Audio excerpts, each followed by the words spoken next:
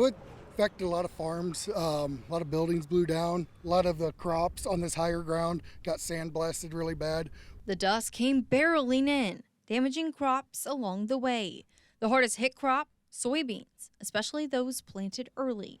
I think it would be worse on the earlier planted ones, so they were up bigger. So a lot of I know our soybeans were just coming up, so they're really close to the soil surface, so they kind of missed some of that damage. The bigger ones would have had more damage. But we still have plenty of time for a kind of full season crop. According to Woolery, thousands of acres of soybeans have had to be replanted in Indiana. The areas dealing with the most loss: Pulaski, Stark, White, and Benton counties.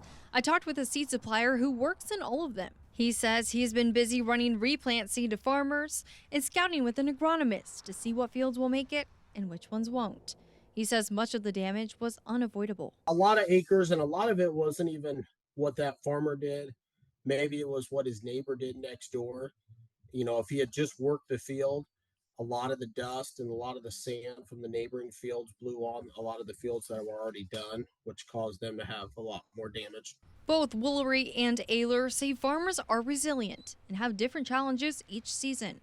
I talked with one farmer who was less worried about his crops and more worried about his neighbor. The neighboring property to me, they run cattle, and I haven't counted how many trees blew over, but it's kind of a tangled mess. It looked like flatline winds or a tornado went through. They said possibly lost a calf. I haven't got confirmation from the owner, but yeah, they said a calf was lost when the trees were falling down.